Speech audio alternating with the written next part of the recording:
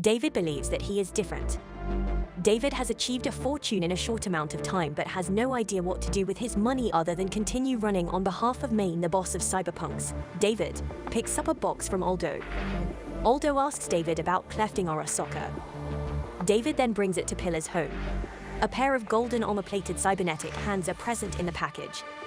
David learns that Rebecca is Pillar's younger sister. When he arrives at Pillar's home, Rebecca tries to flirt with David, but he ignores her.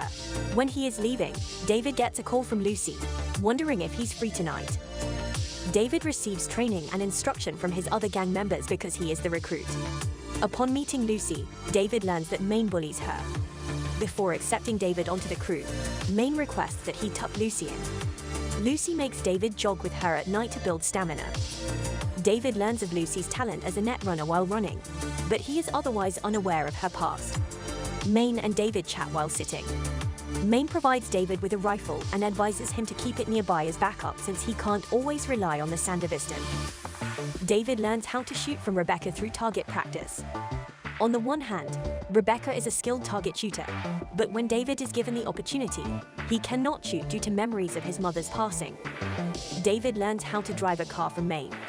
However, when David inquires about Lucy's age, she replies that only gangs communicate with one another according to age. David tells Main about Lucy. After being curved, David likes Lucy, but he knows she doesn't share his sentiments. David is likewise struggling with the decision of whether or not to trust Lucy. Main is surprised when David informs him that Lucy has never told him or any other gang members that she wishes to visit the moon. Main advises David to confront Lucy about it and determine whether or not she is telling the truth. David receives assistance from the ripperdoc to get some cutting-edge cyber technology inserted into his spine. His body accepts the augmented technology, unlike most others, and as a result, he can now move during pause time and space for others. David does several jobs with his gang. Besides attending lessons and training, the Maelstrom gang is involved in human trafficking.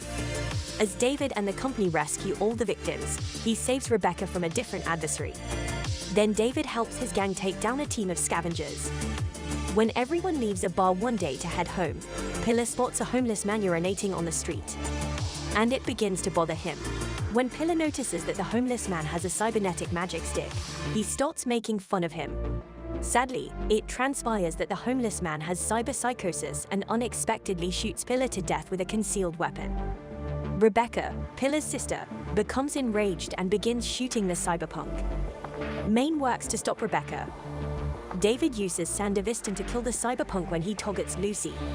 The cyberpsycho gets up and raises his gun at David as David asks Lucy if she is okay.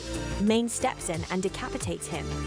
Rebecca shoots cyberpsycho in the head, and Main and Kiwi stay behind to deal with the mess created by cyberpsycho while David takes Lucy to dock because she is bleeding. After the gang takes care of the cyberpunk, David drives Lucy to her home, where they talk. Lucy tells David that her dream of going to the moon is genuine. She reveals that she used to be part of a unique team of Arasaka netrunners, raised and trained to delve into the old net to eventually recover lost data. Lucy was able to escape Arasaka and end up in Night City. She also admits that, while she used to worry only about herself, she is now more worried about David's heart. Later, while looking into data regarding a test subject that had inexplicably vanished from Tanaka's archives, Lucy kills an Arasaka agent. David assures Lucy that he will take her to the moon one day. Finally, David and Lucy share a kiss. David agrees when Lucy asks him to pledge to her that he won't die. David requests Pillar cyber implantation and Rebecca allow him to use the Pillar's cybernetic hands. The Edgerunners are looking for further information about Tanaka.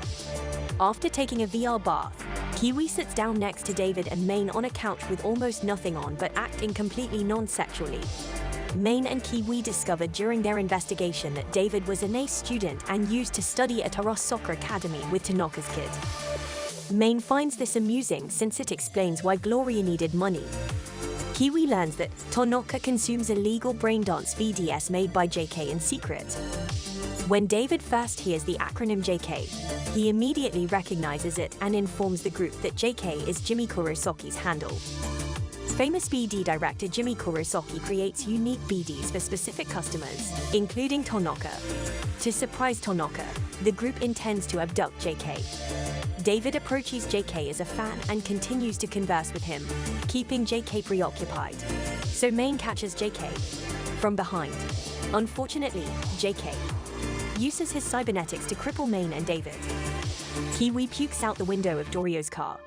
After JK disables David and Main after taking David hostage, JK leaves the area.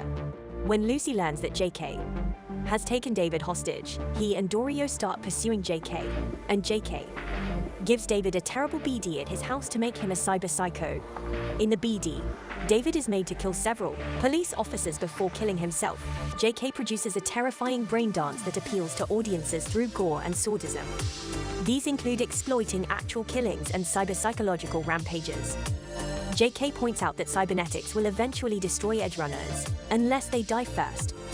David refuses to believe this and insists that he will be fine. David wakes up from his BD and returns to reality after being arrested and killed in the BD. James Norris gave the same BD to a cyber psycho, who then killed 27 police officers before being arrested. JK informs David that James Norris was knowledgeable of the effects of the Sandevistan implant on his body. However, James continued to act cyber-psychotic, which led to his arrest and subsequent death. JK informs David that he has studied Sandevistan users for a considerable time, and that there are only two possible outcomes. Either these people develop cyber-psychiatric disorders or pass away. JK insists that this is true for all who installed numerous cybernetics and said that Sandevistan would eventually destroy David's mind. As JK was about to subject David to another traumatic brain injury, Lucy and Dorio arrived. Dorio captures JK, and Lucy hacks into the BD and saves David from going through another traumatic BD.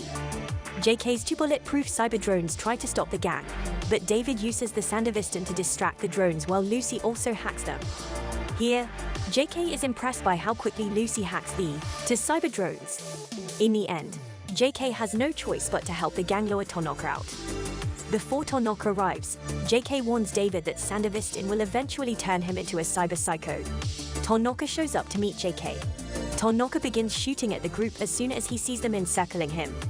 He struggles to defeat Main and David, and one of the iron darts shot into JK's throat during the crossfire causes him to suffocate, killing him. Tanaka is forced to leave the area with the group as soon as they learn that the trauma team is on the way, and David is left worried by JK's words. Main is beginning to develop signs of cyberpsychosis with a fragment of his past, a glance into his younger days as he found himself running until the end of a long road. The group takes on the job assigned by Faraday of extracting information from a man named Tanaka, who is the father of the guy who used to bully David.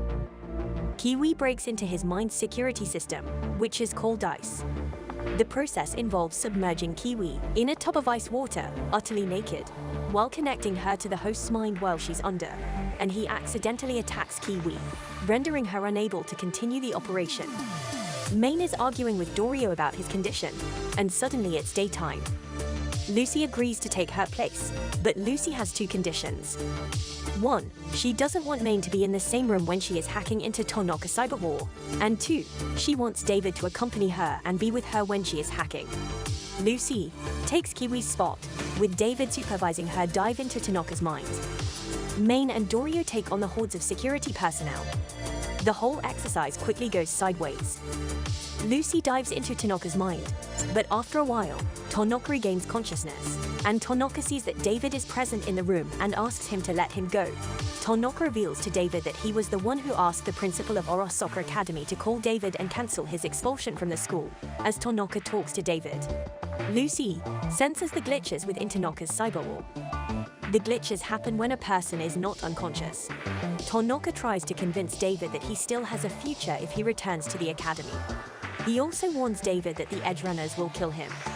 After extracting the information to tie up loose ends, Dorio arrives with Main at the right time and safely disconnects Lucy from Tanaka's cyber wall. However, the jammers they place on Tanaka are disabled, sending Tanaka's vitals to the trauma team. A break in the connection somehow alerts the security forces to converge at the gang's headquarters. The trauma team and the Night City Police Department are on their way. Main decides to split up. David and Lucy go to the escape vehicle, while Main and Dorio take Tanaka to distract the authorities. Lucy and David make it safely to the escape vehicle. Lucy asks David about Tanaka, to which David says that he is alive.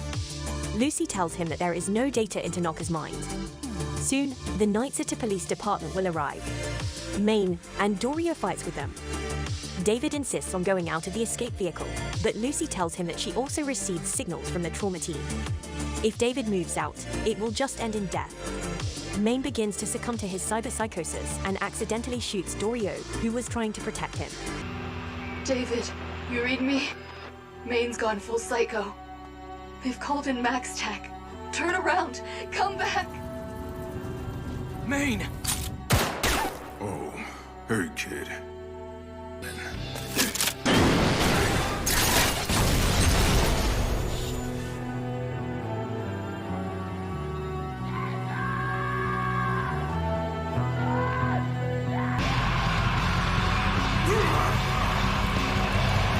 After that, the Night City Police Department surrounds Main and confirms the death of Dorio. Main realizes his fault and attacks the officers. When the Night City Police Department detects cyberpsychosis, they try to escape from that place. Trauma Team, the same corrupt group that left David's mother to die, got blown out of the sky after they attempted to leave the cops to their fate.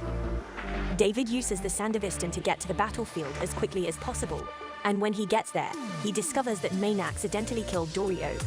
David tries to rescue Main.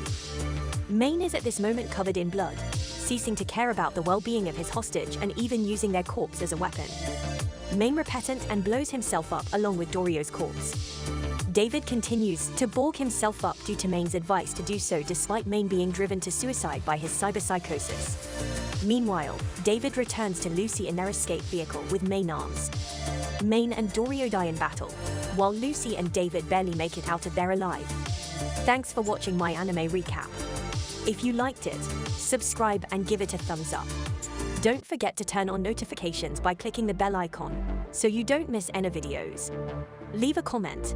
Unruly Family.